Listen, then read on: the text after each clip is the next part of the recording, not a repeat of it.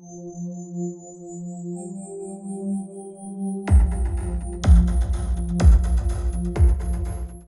hello, cutie. I'm back. And today we have another episode of Beauty and the Bibliophile. If you're new here, welcome to my channel and welcome to the Cute Life. I'm your cult leader, Leah. If you're not new here, thank you for returning for another cult meeting. As often as I can, I do a series called Beauty and the Bibliophile where I do my makeup and I tell you about the latest book that I've read. If you don't know what a bibliophile is, it is a lover and collector of books. That is me. Today's book is Mother Knows Best, and this is the 5th book in the Disney Villains series, and it is the story of the Old Witch. Now, spoiler alerts, if you are thinking about reading this book and you don't want to know anything about it, do not watch this video because you are going to hear a lot about it. Not everything. I don't have the time to go into everything, but you will know the ending. Also, since this is a book in a series of books, you might want to watch my videos on the previous books. Otherwise, you're going to be pretty lost. Also, if you haven't seen the movie Rapunzel that this book is based on, again, you're going to be very lost. So I would suggest you watch those first before watching this video. If you're just thinking about reading this book, you're not sure you want to read the book, or if you don't want to read the book but you still want to know the story, then this would be a good video for you. If you're curious to know what products that I'm using, everything will be listed in the description box below. Alright, so Mother Knows Best, The Tale of the Old Witch by Serena Valentino, and this came out in 2018.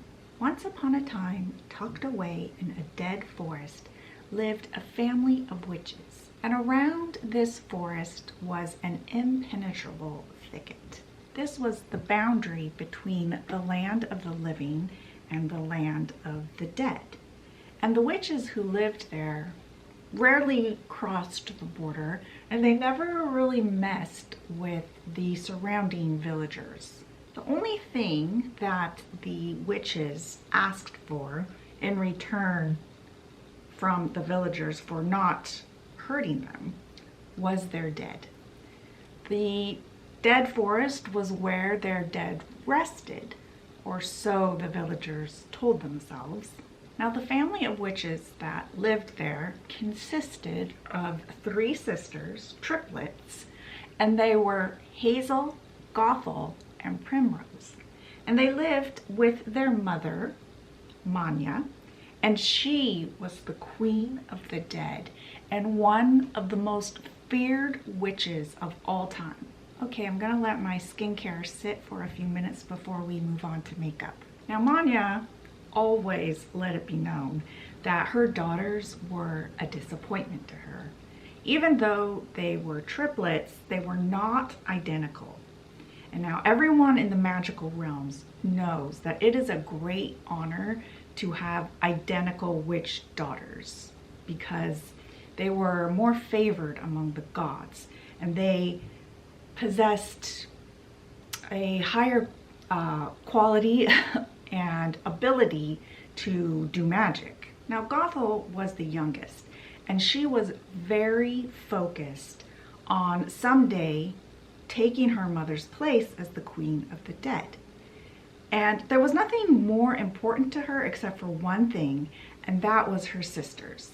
The oldest was Hazel, and she was kind of shy, but very empathetic and sweet. Then there was Primrose. She was the middle. She was very light-hearted and fun and always ready for an adventure. But she was a little more driven by her emotions than the others, and this made her a little impulsive and sometimes made the 3 of them quarrel. Now, the 3 of them spent a lot of time in what they called the City of the Dead, and this is where all the dead were buried. They liked to spend time there because they thought that the tombstones and the crypts were very beautiful. And besides themselves, the three sisters didn't really have anyone. Their mother was always very preoccupied with studying and practicing her magic. Now, Gothel would sometimes bring along one of her mother's magic books that she would have to sneak when her mother wasn't paying attention. And she would take it out to the woods with them, and she would read it aloud to her sisters. But, I mean, her sisters really didn't care. They weren't that interested, but they let her go ahead and read anyway. Gothel had read about sister witches who could read each other's minds. Now, this wasn't the case with them because they weren't identical, but ever since they were small, they were very sensitive and keen on each other's emotions. And so from those emotions, they could kind of gather what the others were thinking. Every generation of witches in this family taught the next generation their magic. But Gothel's mother had not taught them her magic. And this worried Gothel because how was she supposed to uphold their family traditions if she didn't know their magic? One of these times that the sisters were out in the woods, they saw their mother start to resurrect the creatures from within the city of the dead. She started calling them out of their crypts and told them to come out from underneath the earth. And all these like skeletal creatures started doing just that. And they were all in different various stages of decay, like zombies. And they all made their way to Manya. And Manya said, "I'm so sorry to bother you, my dears, but I need you. One of the neighboring villages is hoarding their dead. I need you to go there and bring them all to me." Now, Gothel, observing this, was quite impressed with her mother's majesty. There was one tall, grotesque creature. He had an intense concentration on her. Now, Manya says to this particular creature, whose name was Jacob, she says, "Leave no one alive except for the children and one adult woman." She said to bind her to the old promise and to warn her never to hoard their dead again. And Jacob says, "Yes, my queen." This creature, Jacob, had once obviously been a very tall man. He wore a top hat and a long black coat and trousers that were all tattered and torn and were crumbling into dust. And Jacob asks her, he's like, "What if the woman refuses the terms?" And Manya says, "Then kill them all. Kill the children and her." And then Manya uses her magic to create a vortex so that her minions could cross over into the land of the living. Now, Gothel's sisters heard all this too, and they started screaming and begging their mother not to hurt the villagers. But Manya just ignored them. Now, Primrose begged her mother not to hurt the villagers. She was like, "Can't you just give them a warning?" And Manya laughed. She was like, "If you girls want to learn my magic someday, I'm afraid you're going to be too weak. If you're going to honor the ancestors, this is going to be your responsibility one day." She's like, "I do this for our protection, for our family. One day, you girls are going to have to take up this responsibility, but I'm afraid you're going to be too weak when the time comes." But Gothel, she mustered up the bravery and she said, "I'll do it, mother." She's like, "I'll take on the responsibility and honor our ancestors." She's like, "I want to learn your magic." And her mother was like, "Well, what makes you think you're worthy?" And Gothel was like, "Well, I don't know." But inside, she knew she could do it. She knew that she was her mother's daughter and that she would be able to do the tough job when the time came. And her mother was like, "Well, what would you do if the villagers were hoarding their dead?" And Gothel told her, she's like, "I do the same thing as you, Mother." And her mother was very pleased with that answer. Then Manya told Gothel that she's like, "You know, my magic doesn't live in those books you sneak all the time. It actually lives in my blood." She's like, "I'm not being selfish with my powers like you think, Gothel." She's like, "You will have it all someday, and you will be the queen of the dead. But in order to do our magic, you will need to take in some of my blood." She's like, "Are you prepared to do that?" And Gothel's sisters are, you know, they're present while all this is going on, and they start begging Gothel to not do it. They were worried that Gothel, the sister that they love, would become like their mother, who was willing to harm people. Now, Gothel knew that her sisters would be upset, but it was only because they didn't understand why Gothel was doing this. Later, Gothel tells her sisters, "Mother isn't going to be around forever, and I will need to protect us." She's like, "What if the villagers revolt?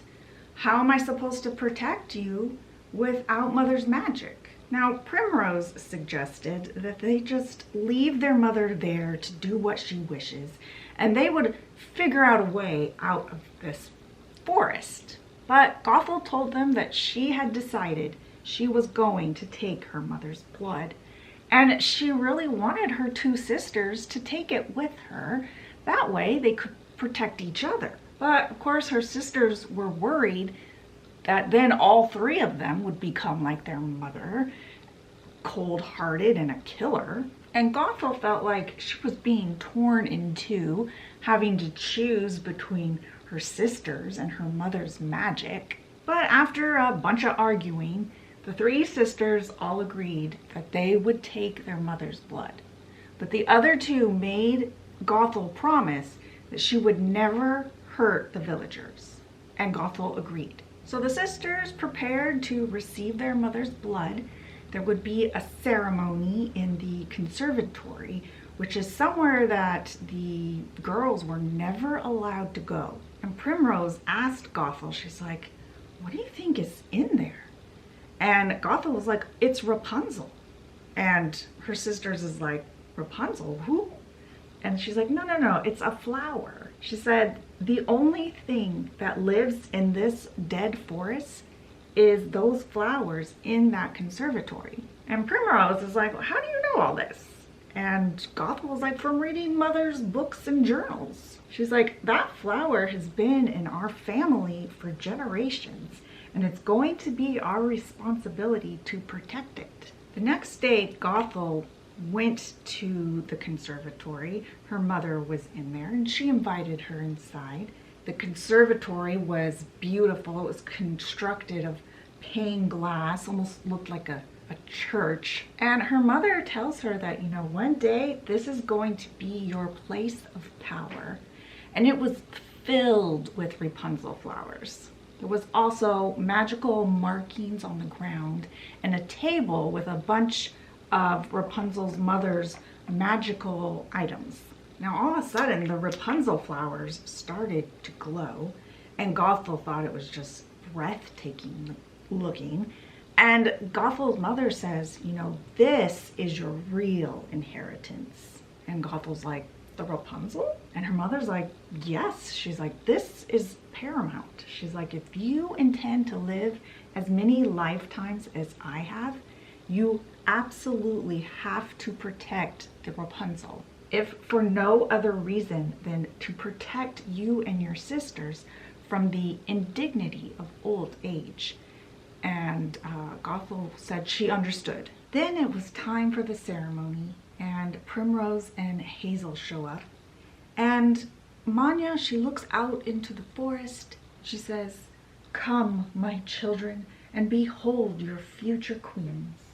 And then out of the shadows steps Jacob, and with him are just a myriad of skeletal creatures stretching out into the densest parts of the forest. Then Jacob holds up his arm and he motions for all the other creatures to part ways and make a path.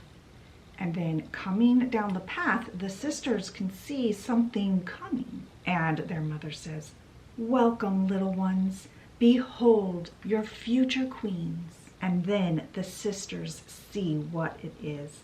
And it's all the children. They were all scared and huddled around a poor woman who had a terrified look on her face.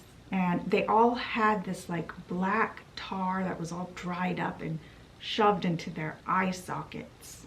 Their little bodies had bruises and scratches all over them. And the sisters had never seen something so horrifying. And Primrose is like, "Are these the children from the village?" She's like, "You killed them?" Primrose is like, "You're a monster." And her mother was like, "All of our creatures must be bound to you." And Primrose is like, "They're not creatures, they're children." She's like, "This is disgusting. I want nothing to do with it." And her mother was like, "Stop being weak." So they continued with the ceremony inside of the conservatory, and all the little skeletal faces were looking in on them from outside. Now Manya cuts open the palm of her hand, and then she tells her daughters to all put their hands out together, palms up, slightly overlapping each other. And then all of a sudden, in one unceremonious slash, she cuts all of their hands, and all of their blood from the four of them drips down into a silver bowl. Then Manya says, "With this blood, the dead are bound to us all forever." Primrose looked terrified, and she kind of leans over and whispers to Gothel. She's like, "I'm sorry, I thought I could do this, but I can't." And Manya overhears her, and she's like, "Shut up." And she like grabs her by the hair, and she's like, "You will take my blood." And she puts her own bloody hand over her daughter's mouth. And Primrose is trying to fight her off, but she can't. And Hazel and Gothel are just like stunned watching. Primrose finally struggles free of her mother, and she spits her blood back in her face. And this pisses Manya off, and she starts using her magic to choke Primrose. And Hazel screams at their mother to stop, but Manya just like flicks her wrist, and it sends Hazel through one of the conservatory windows.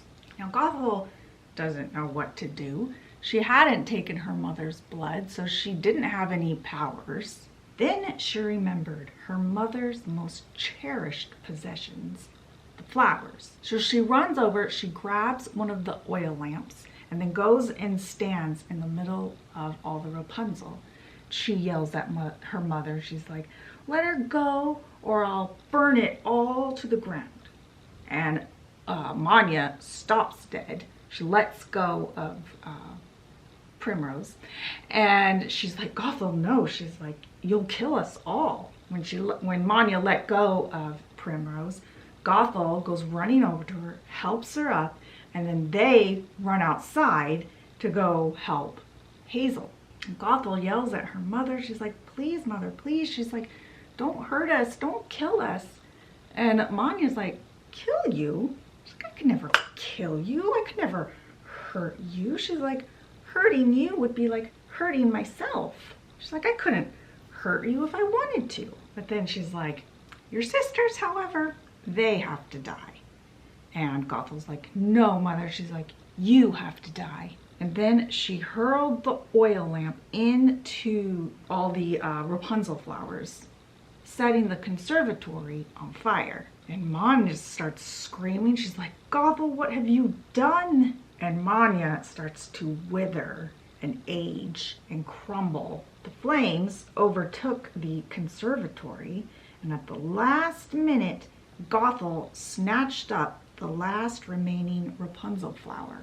Then the conservatory collapsed, and Gothel could not believe what she'd done. The next morning, after the sisters got some rest, they woke up and the conservatory was still smoldering. And Gothel asked Primrose if she would share some of her blood with the other two, since she was the only one that had received it. And Primrose did agree, but she's like, you guys can go ahead and take it, but after that, I'm out of here. She's like, I'm not gonna watch you two turn into mother.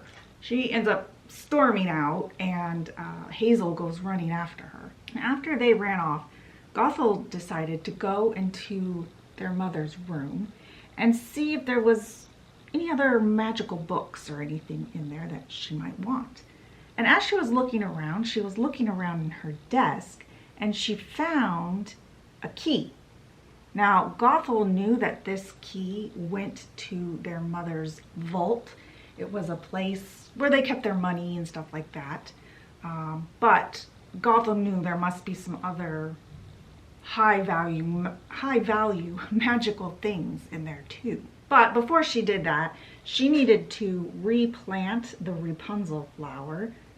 Since it was the last one, they needed to keep it alive if they were going to live as long as their mother had. Also, she needed to put her mother to rest, otherwise, or send her to the mists, as they put it. Otherwise, her mother was going to haunt her for as long as she lived. But before she could get to those things, their mother came back for revenge. Hazel and Primrose were talking when all of a sudden there was a blinding light that surrounded them, and the sky filled with a huge swirling vortex. And this vortex was consuming all of the dead trees, and it was headed right for them.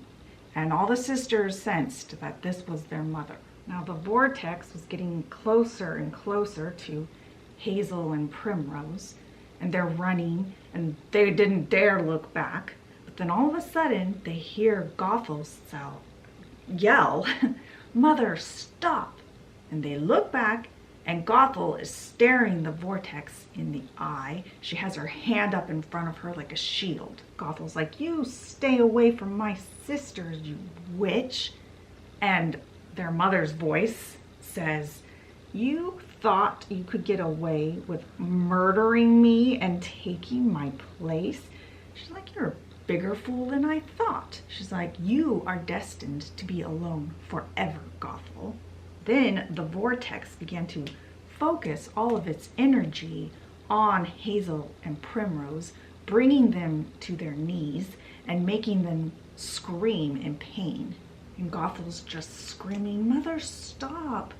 But she knows her mother doesn't care. And she doesn't have any magic to fight her off. She needed to do something to save her sisters. And then she remembers something that she read in one of her mother's books. And she says, "I call upon the old gods in the new. Send my mother to the mists and make our lives anew." And Manya starts screaming. She's like, "Gothel, you don't know what you're doing." And then the Queen of the Dead, as the vortex, it condenses and collapses and then explodes into this rancid black dust covering everything. And Gothel goes running over to her sisters, and she's able to kind of like shake them awake. And her sisters are like, "Where's Mother?" She's like, "Is she gone?" And Gothel's like, "Yeah, I think so." And they were like, "Gothel, how did you do that?" And Gothel was like, she's like, "Honestly, I don't know." Now, after several months had passed, her sisters still seemed very traumatized by the events. They spent a lot of time in bed or just sitting in the courtyard staring blankly. And they would always ask Gothel the same questions over and over. They're like, "Is Mother really gone? Is she coming back? How did you stop her from killing us?" But Gothel didn't have answers to these questions. And as the weeks and months went by, Gothel was starting to feel like she was losing her sisters to their fear and melancholy. But she still, had them physically, and she was thankful for that. And even Jacob was concerned and came to Gothel, and he was like, I don't want to overstep, but I think maybe it's time we look into the situation. He's like, "I think maybe your mother may have caused them some kind of permanent damage during the attack." And Gothel agreed, so she went to her mother's library to see if she could find any books on the subject. So Gothel found one that she thought might be helpful, and she took it out to the woods to read. And as she's reading, she looks up and she sees 3 women standing there. They were young and beautiful with long black hair, and they were identical. And they all wore black pointed boots. We know who this is. And Gothel's like, she's like, who are you and how did you get into my woods? And one of them says, well, I'm Lucinda and these are my sisters, Ruby and Martha. And you know, we felt your magic in the world when you destroyed the Queen of the Dead. And we also felt your distress over your sisters. We're all witches and it's our duty to help each other. So we're here to help you heal your sisters. And Gothel's like, well, what do you want in return? And the sisters was like, we just want access to your mother's library. She's like, we're particularly interested in how she performed necromancy and the secrets to her ancestors' long lives. And Gothel's like, well, that's asking quite a bit, actually. And Martha's like, oh, don't worry about it. She's like, it's not a requirement. She's like, we'll help you anyway. And Gothel's like, okay, well, but how did you get through the thicket? She's like thinking to herself, she's like, how did they get through my mother's enchantment? And all 3 of them answer in unison. They say, we have our ways. Gothel was very envious of these witches.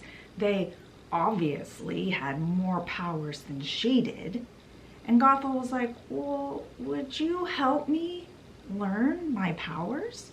And the sisters were just like, oh, yes, that would be our pleasure. We would love to help you come into your powers. And Gothel was like, great. She's like, the solstice was coming up. She's like, why don't you guys stay with us for the holiday? Inside the house, the Odd Sisters told Hazel and Primrose that they were there to help them, that Gothel had been worried about them and had unintentionally called them there for help. And her sisters look at Gothel and they're like, why are you worried about us? And Gothel's like, because you guys have not been the same since Mother attacked you. She's like, but don't worry. She's like, the Odd Sisters are very powerful witches and they're here to help. The next day, Gothel got a moment alone with Jacob and she asked him what he thought of the Odd Sisters. And he was like, I think you should send those sisters away immediately. He said that her mother had had a vision and had foreseen the destruction of their land in the form of 3 witches, 3 identical witches. And he was like, your mother's visions were rarely wrong. He's like, please just trust me. He's like, send them away. They might be here to steal the Rapunzel. You know, Gothel loved and respected Jacob, but she didn't believe him. She thought he was wrong. And Jacob hoped that he was. After several weeks passed, her sisters got a lot worse. They were always in bed and in constant pain.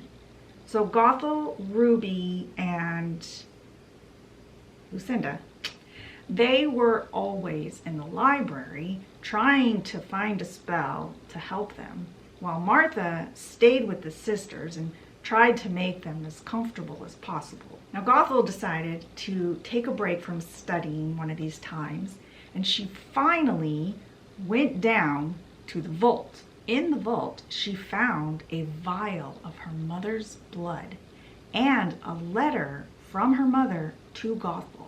And it said, if you are reading this, then I have passed into the mists without giving you my blood. It is likely your instinct is to share the blood with your sisters, but this blood is meant for you alone. If your sisters should ever fall ill, the only thing that will help them is the Rapunzel flower. Take your sisters to the conservatory amongst the flowers and recite this incantation. And I think you know what it is. It's the song we all know and love. Flower, gleam and glow. Let your power shine. Make the clock reverse. Bring back what once was mine. Heal what has been hurt. Change the fate's design. Save what has been lost. Bring back what once was mine. What once was mine. Now Gothel was very excited. She finally found what was going to help her sisters. She ran out of the vault, leaving the blood behind and forgetting to lock the door behind her.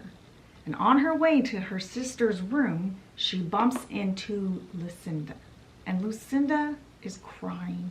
She's like, Gothel, I'm so sorry. They went to Hazel and Primrose's room, and Gothel sees that they had died. They had died while she was in the vault.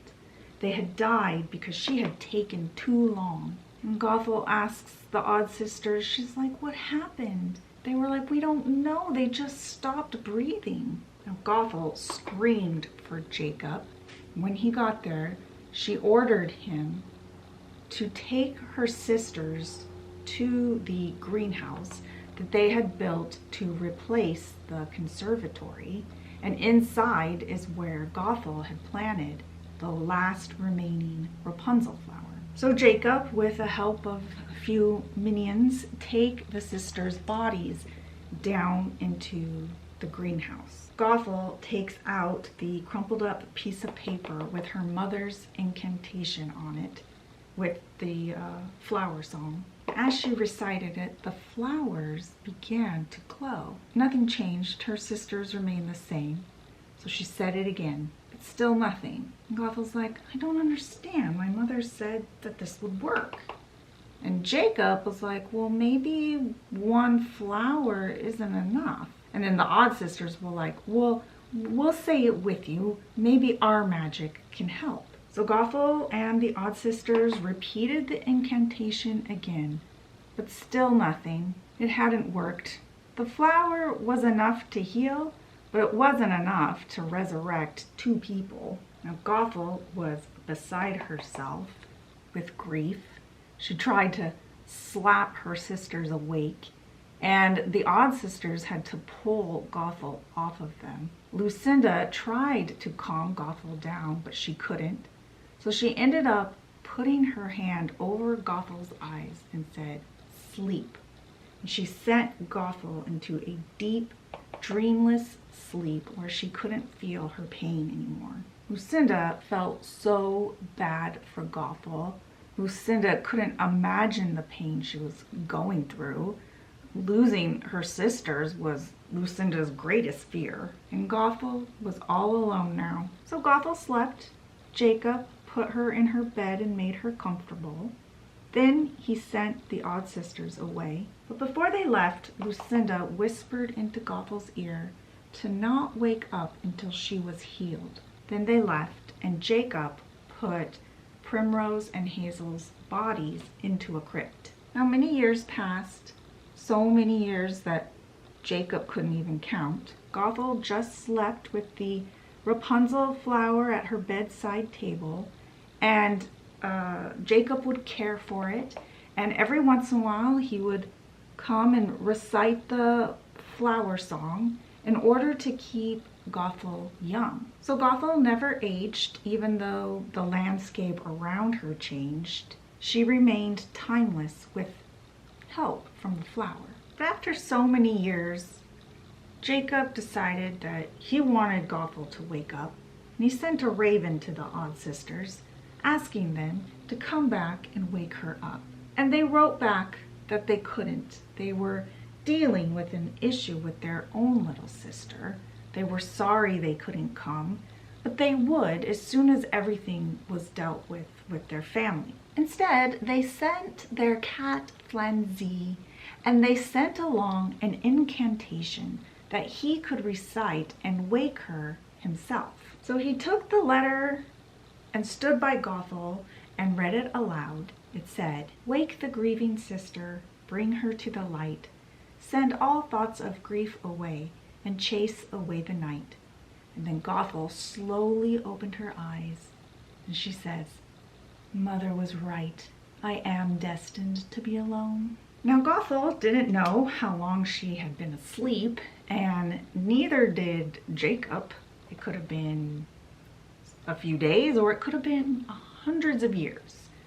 But it must have been a while, because a bustling kingdom had developed outside of their forest. Also, while she had slept, her sisters hadn't diminished in any way. They were still very beautiful, dead, but beautiful. Jacob had put their crypt on the border of their forest. I guess this meant, you know, they were still on enchanted soil. So they were close enough to stay preserved by the magic, but not so close that they were risen from the dead the way all the other minions had been, I guess. Then Gothel had a thought. She thought that maybe she could use the Rapunzel to resurrect her sisters. I mean, it had been so long, surely the Rapunzel was flourishing again.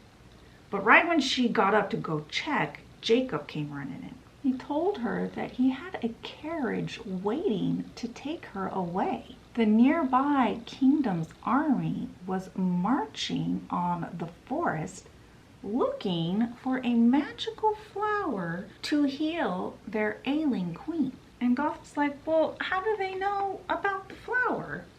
And Jacob didn't know. And Gothel's like, but what about my sisters? She's like, I can't leave my sisters. But Jacob had anticipated this, and he had their bodies in some wooden crates in the carriage already. He also had packed her mother's blood, hoping that she would decide to take it one day. Long ago, Jacob had anticipated a situation like this, and he had a safe house set up for them. He told Rapunzel that there was even enough Rapunzel there to possibly revive her sisters. And Gothel's like, well, what about you? And he's like, no, he's like, I have to stay here and defend our lands. He's like, I'll write you, but if you don't hear from me in a fortnight, then you can assume it didn't go well. Now, the place that Jacob had set up was a country house in the middle of a field of wildflowers. And the Odd Sisters were there. They were going to help Gothel settle in once she got there.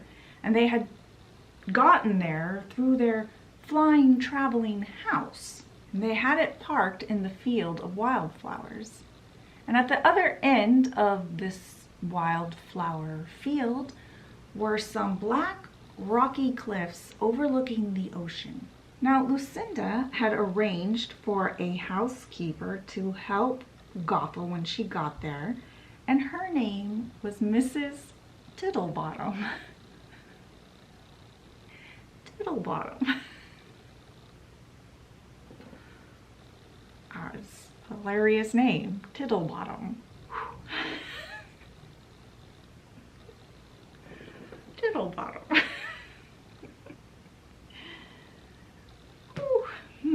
Now, when Gothel arrived, she was very exhausted and she went straight to bed.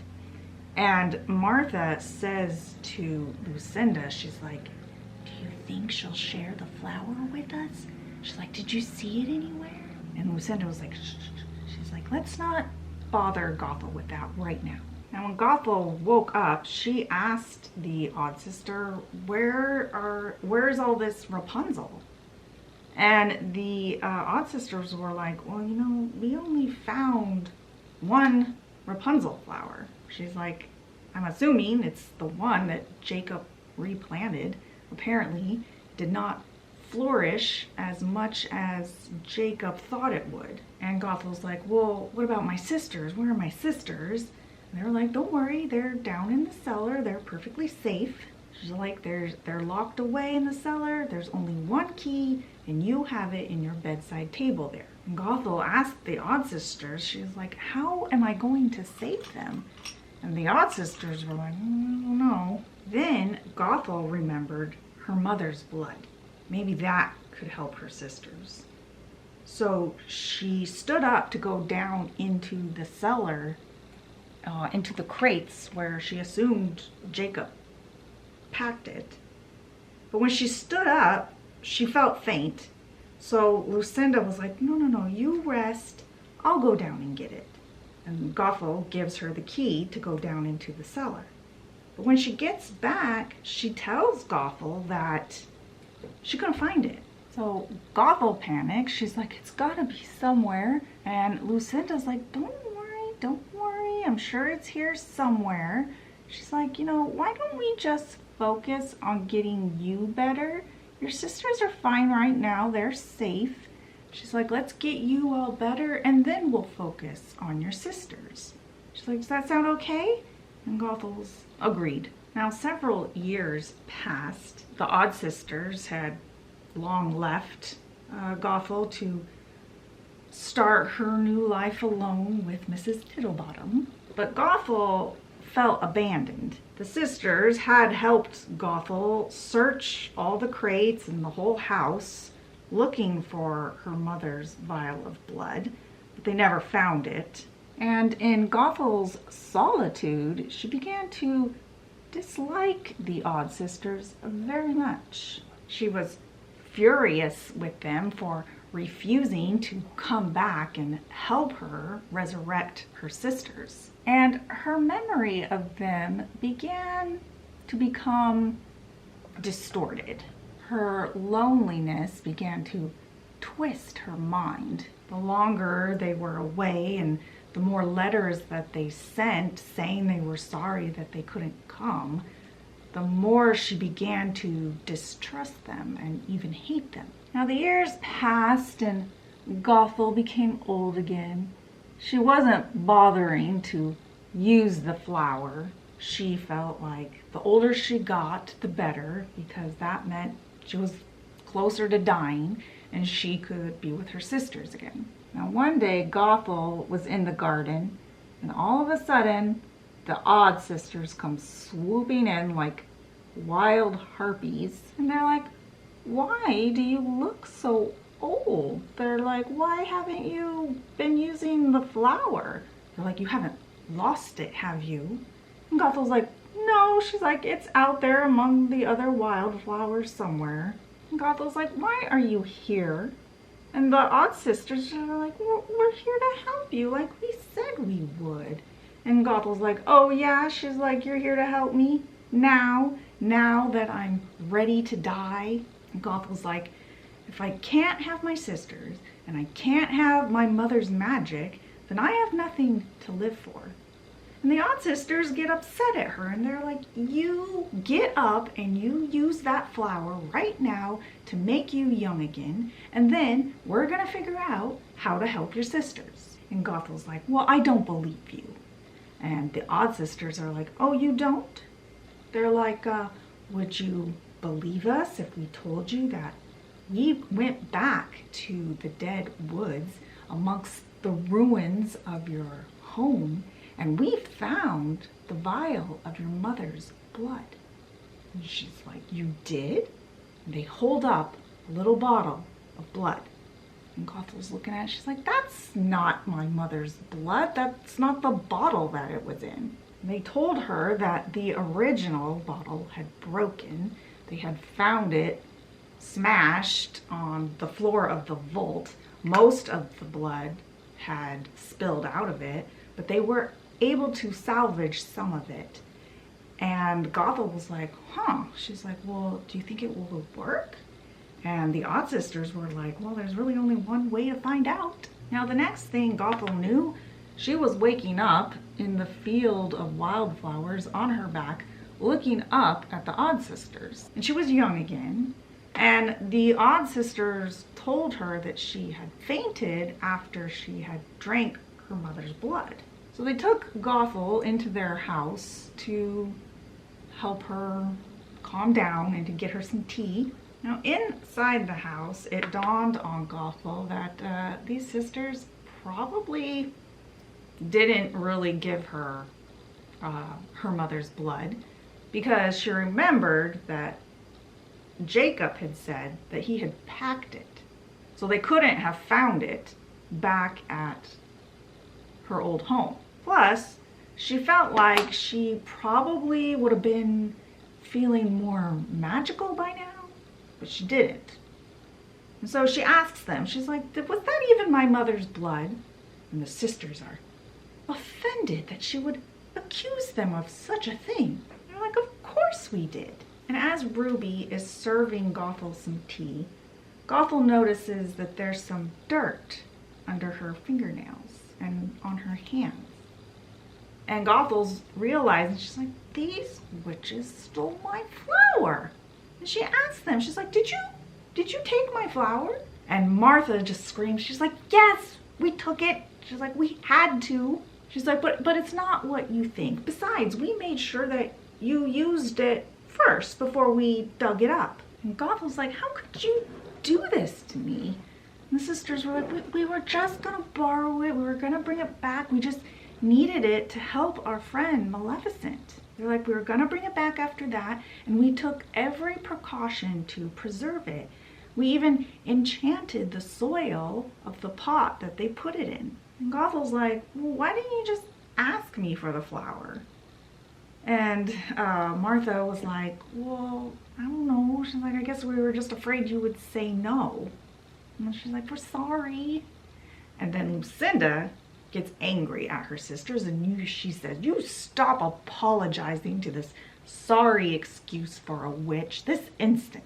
And Gothel's like, why did you really need the flower? And they said, we told you to help our friend. And again, they told Gothel, they're like, please just let us use it. We'll go help our friend and we'll bring it back and then we'll help you with your sisters. But Gothel was like, no, she did not trust them with the flower. She also didn't trust them to actually help her with her sister, since they had promised so many times and still hadn't. Then Gothel remembered something she'd read in one of her mother's books. She said, I call upon the old gods and the new. Bring life to the dead and give me my due. And Lucinda starts laughing. She's like, oh, look, sisters. Gothel thinks she's doing a spell. They're all laughing at her, but Gothel just keeps repeating it. And all of a sudden, the house starts to shake. Gothel felt possessed by her mother. She reached out her hands and felt lightning shoot out of them into the ground. And outside, the earth started exploding, and all these skeletal creatures started coming up from underneath the ground and trying to get into the Odd Sisters' house. Then Lucinda used her magic to send Gothel flying through the kitchen window, landing in the field of flowers and causing all the skeletal creatures to burst into dust. Gothel looked up from the wildflower field, holding the potted Rapunzel flower, and she watched as the Odd Sisters' house rose up into the air and out of her life. Now, after the house flew away, Mrs. Tittlebottom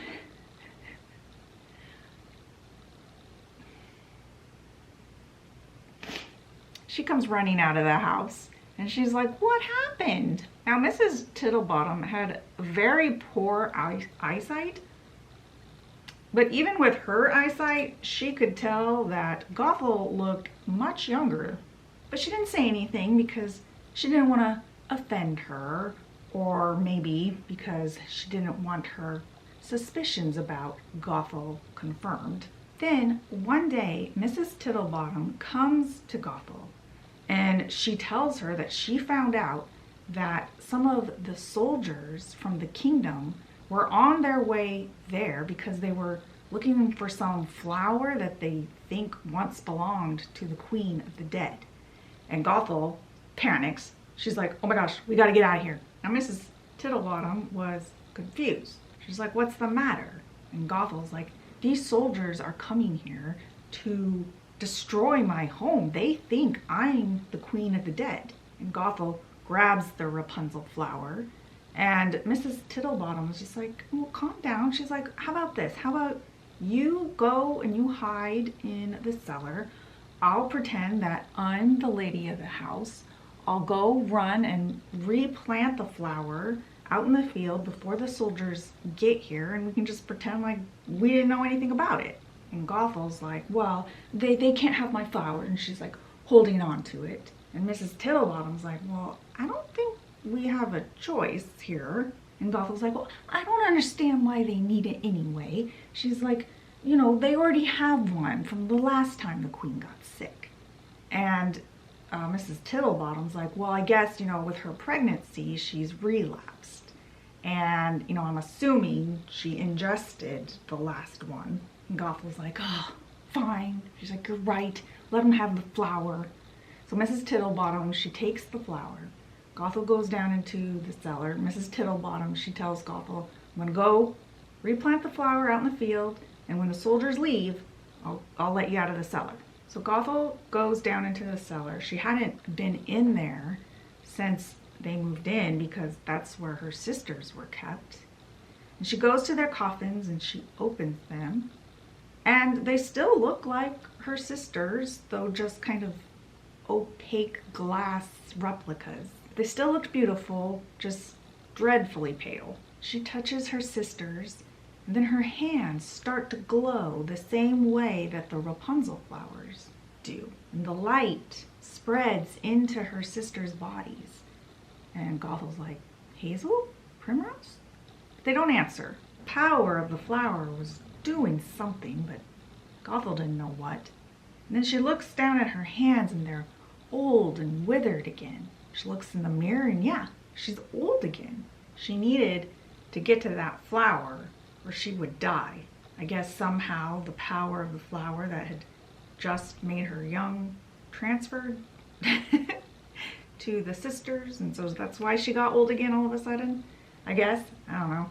So she leaves, sneaks out of the cellar, I guess a back way, and she can hear voices inside at the door. And she hears Mrs. Tittlebottom say, oh, a magic flower, you say? She's like, huh. She's like, well, you know, you should probably go check out in the wildflower field out there. She's like, I sometimes see something out there glowing, but I just thought it was fireflies. Then over the shoulder of one of the soldiers, Mrs. Tittlebottom sees an old beggar woman at the far end of the field near the cliffs. Now this is the part in the movie where we see Gothel for the first time, right in the very beginning, and she sings to the flower that makes her young, and then she covers it with the basket. That's the part we're at right now. One of the soldiers sees Mrs. Tittlebottom's gaze over his shoulder, so he turns around and he sees Gothel, and he's like, who's that? He's like, do you know her? And Mrs. Tittlebottom's like, no. So they leave. They go out to the flower, Gothel's gone, and they dig it up and they take it back to the castle. Now after the soldiers left, Mrs. Tittlebottom let Gothel out of the cellar, and Gothel's like, I need to go to the castle and I need to steal the flower back. And Mrs. Tittlebottom's like, what? She's like, are you crazy? After everything we just did, after letting them take the flower, you're just gonna go after them and steal it back? And Gothel, she's like, listen, she's like, we've come to a point in our relationship where I either tell you everything or I leave you out of it, and you just trust that I know what I'm doing. And Mrs. Tittlebottom chose the latter. I guess she felt the less she knew, the better. So Gothel leaves for the castle, and weeks later, she comes back with a baby in her arms, like it was any other day. And Mrs. Tittlebottom's like, well, who's this? And Gothel's like, well, this is my flower. She's like, we should find someone to care for her until she gets older. And she passes the baby off to Mrs. Tittlebottom like she's a sack of potatoes. And Mrs. Tittlebottom's like, your flower looks an awful lot like a baby. And Gothel's like, yeah, a baby whose mother ate my flower. And Mrs. Tittlebottom's like, wait a minute, this is the princess? You stole the princess? She's like, are you nuts? And Gothel's like, I didn't have a choice. They're king. stole my flower, gave it to the queen, and then the queen bequeathed it into this creature. She's like, she's the only flower left. She's like, they're lucky I'm not my mother. My mother would have destroyed the entire kingdom. They're lucky the only thing I did was take their child. And Mrs. Tittlebottom's like, well, okay. She's like, well, what should we call her? And Gothel's like, Rapunzel. And then she goes down into the cellar. Now Gothel became more of a recluse from that day on. She spent most of her time down in the cellar. She would come out once a day, hold the child, sing that little song, and then go back down. Mrs. Tittlebottom had to hire a wet nurse to help her care for the child named Mrs. Pickle. Some of the names of the secondary characters in this book are a little hilarious. There was a baker named Mr. Butterpants too. Then Rapunzel's 8th birthday came, and Gothel invited the Odd Sisters to the celebration. Now while Mrs. Tittlebottom and Mrs. Pickle were preparing for the celebration, Gothel and the Odd Sisters went down into the cellar. Then Mrs. Pickle came to Mrs. Tittlebottom and she was like, I can't find Rapunzel. Mrs. Tittlebottom panics and Mrs. Pickle's like, you don't think she's down in the cellar with the mistresses, do you? And Mrs. Tittlebottom is like, oh God, I hope not. She flings open the door and she calls for Rapunzel. There's no answer, and the witches don't answer either, but they could hear them reciting some kind of song and poem over and over. So she calls for Rapunzel again and for the mistresses. There's no answer. So she tiptoes down the stairs, and the farther down the stairs they get, the more they can make out what the witches are saying, and it's the flower song. Then she saw the 4 witches in a semicircle. They were all holding hands, and their hands were dripping blood, and their eyes were rolled back into their heads, and there were 3 bodies on the ground. 2 were Gothel's sisters, and 1 was Rapunzel, asleep in between them. And her hair was brushed out and blanketing the 2 dead bodies.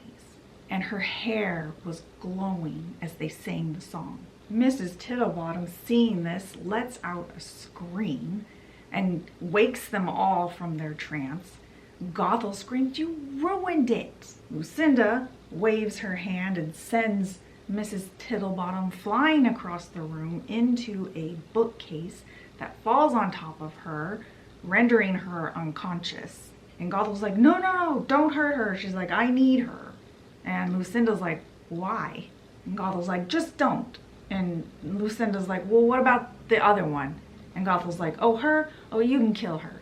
Lucinda's like, very well. She's like, sisters, you take care of that one while I wipe the memory from Mrs. Tittlebottom of this little incident. So that's what they do. Lucinda wipes Mrs. Tittlebottom's memory of finding them in the cellar, while the other 2 kill Mrs. Pickle, leaving her body in the cellar with Gothel's dead sisters. Then Gothel tells the Odd Sisters that she needs to take Rapunzel somewhere safe. She was stupid to think that they could live there. She's like, someone was bound to come by one day and put it together that she was the lost princess. She needed to take her precious flower somewhere where no one could ever get her hands on her. And the sisters ask her, well, why do you need the old woman then?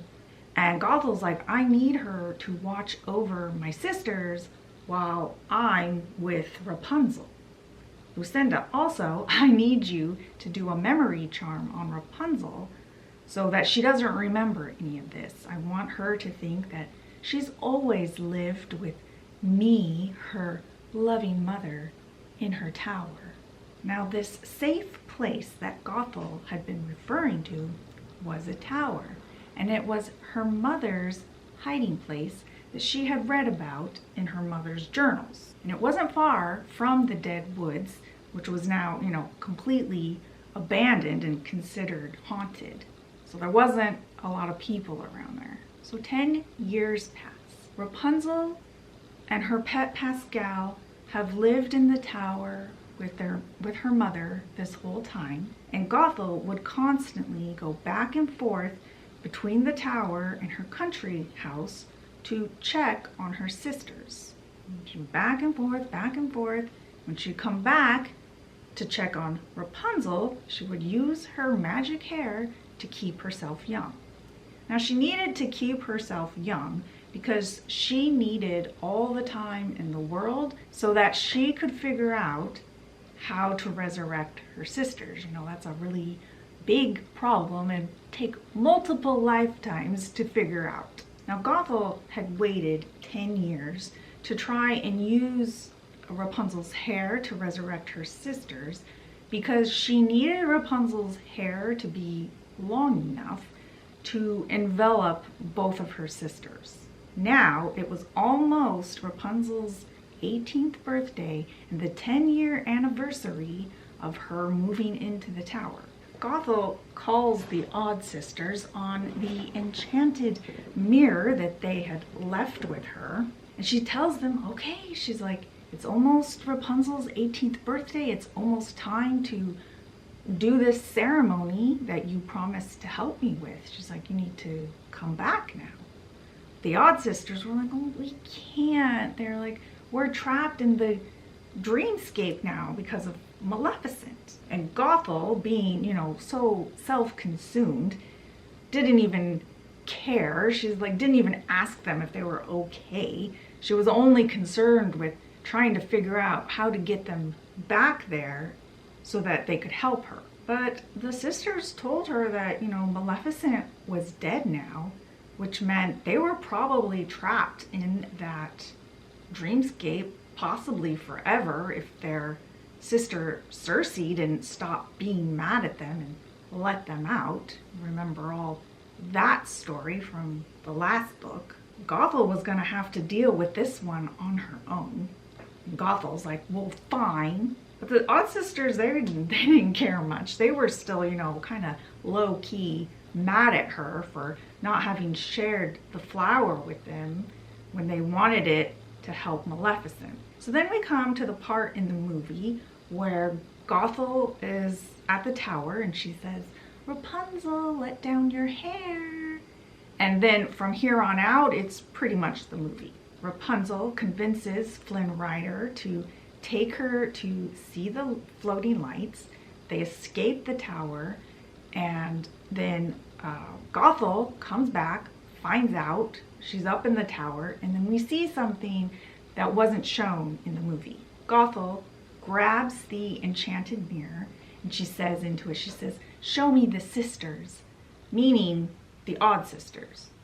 But the mirror doesn't show the Odd Sisters. It shows her real sisters back at the country house, and their coffins are open. Lucinda's face appears in the mirror and she's like, look at you. You're dying without your flower. She's like, you took that girl and you lied to her. You've dedicated your life to a lie, just like your mother. And Gothel's like, you shut up. She's like, you don't talk about my mother. You don't know anything about my mother. And Lucinda's like, oh, she's like, we know more than you think. She's like, your mother lied to you. In fact, she's not even your real mother. At least not in the way that you think. She used magic to create you. Didn't you ever wonder why she never mentioned a father? Now this shocked Gothel, but at the same time, she kind of knew deep down that she was right. And then Lucinda tells her, oh yeah, and your sisters? They're not even your real sisters.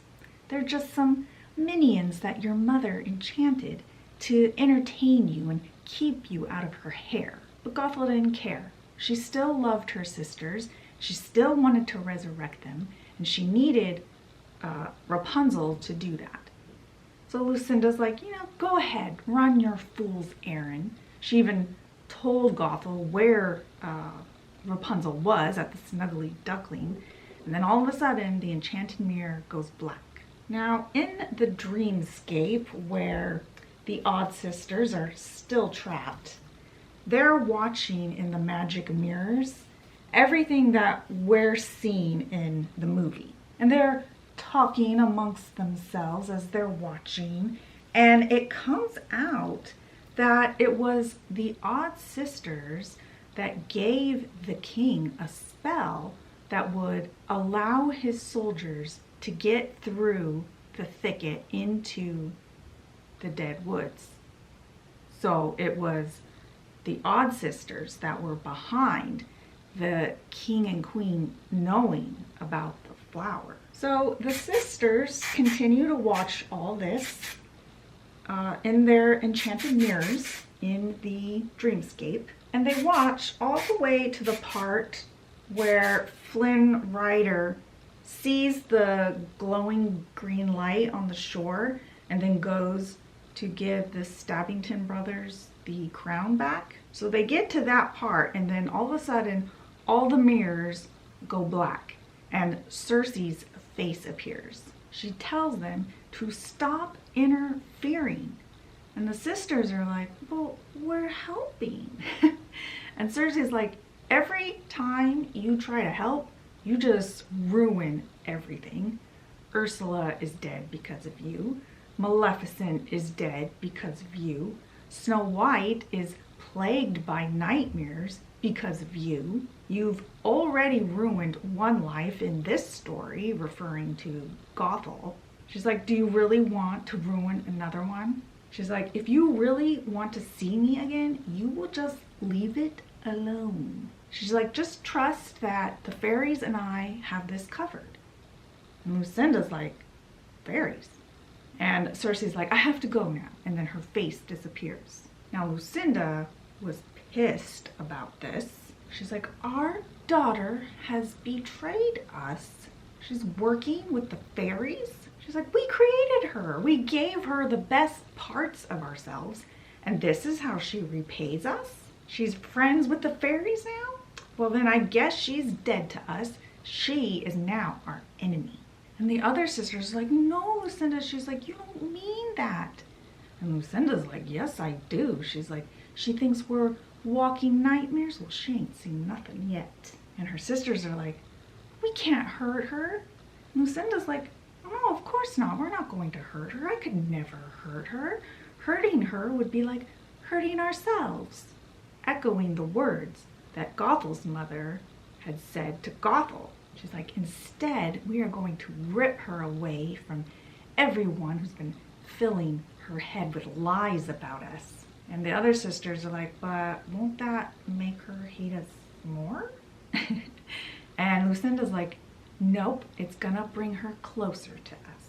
We will have our Cersei again. So then we go back to Gothel and the movie. Gothel convinced Rapunzel to go back to the tower with her. And when she does, she figures out that she's the long-lost princess. So Gothel ties Rapunzel up to a chair, and then Flynn Rider comes to rescue her. But Gothel stabs him, and then Rapunzel convinces Gothel to let her use her hair to heal Flynn, and that in exchange she would be Gothel's forever. She wouldn't ever try to get away. She just needed to heal Eugene. So she goes to heal him. Gothel said it was okay, and Eugene cuts off her hair so that she wouldn't have to be a prisoner to Gothel anymore. Gothel screams in horror, realizing that her flower is no more. She starts to wither and age just like her mother had before she died. Pain fills her body and she's turning to dust. She accidentally trips and falls out the window.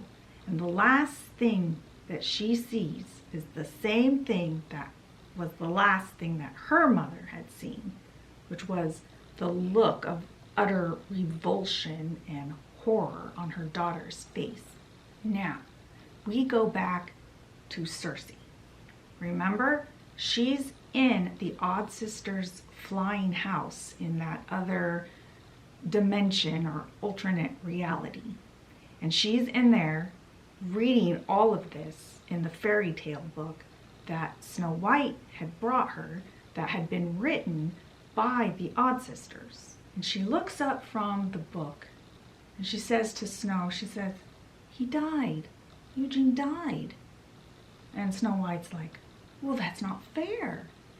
And Cersei's like, "No, it's not fair." She gets up, she walks over to her enchanted mirror. She says, "Flower, gleam and glow, let her power shine. Make the clock reverse, bring back what once was hers. Heal what has been hurt, change the fate's design. Save what has been lost, bring back what once was hers, what once was hers."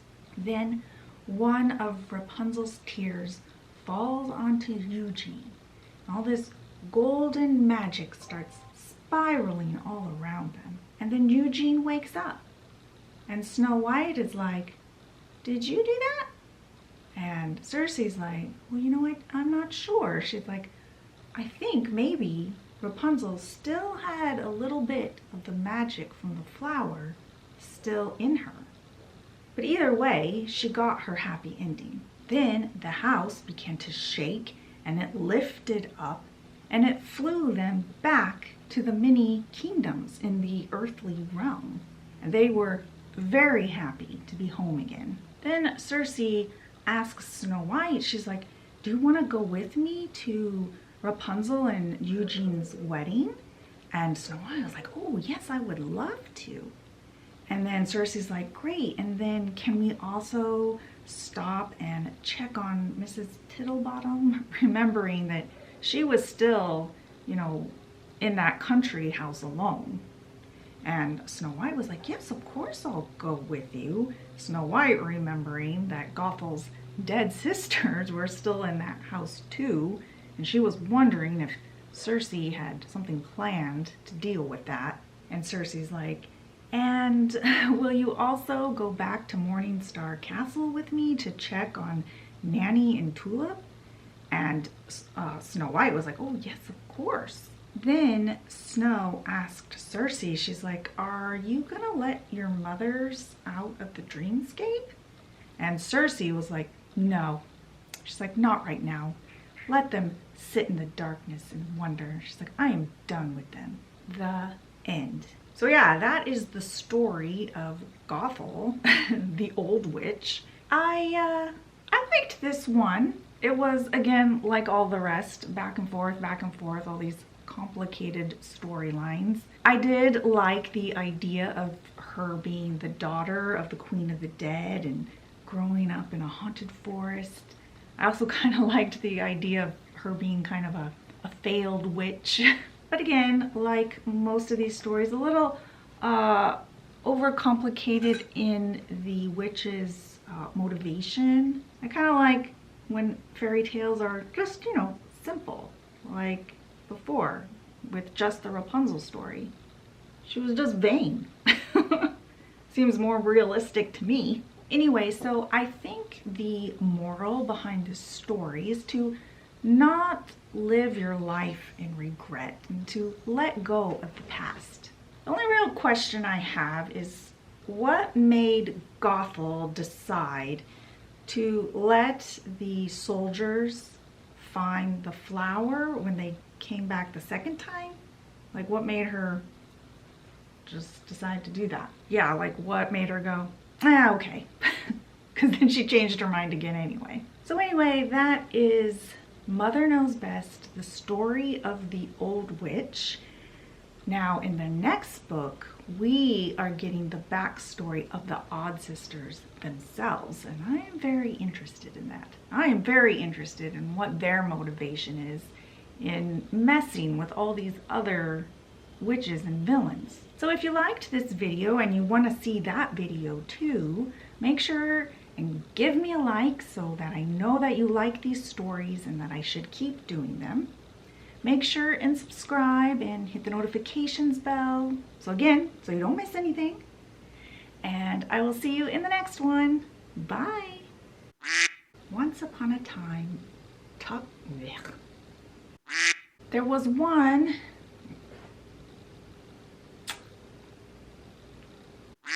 and Manya says to him, and his name's and they all had like this black tar that was dried up and like shoved.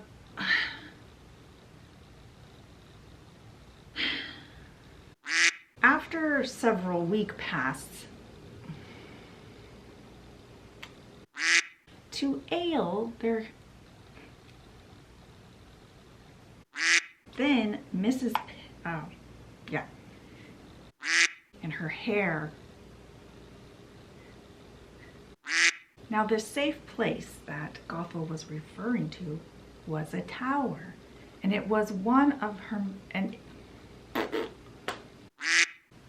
save what has been lost. No. Heal what has been hurt. Heal what has been hurt. Change the fate's design. Save what was.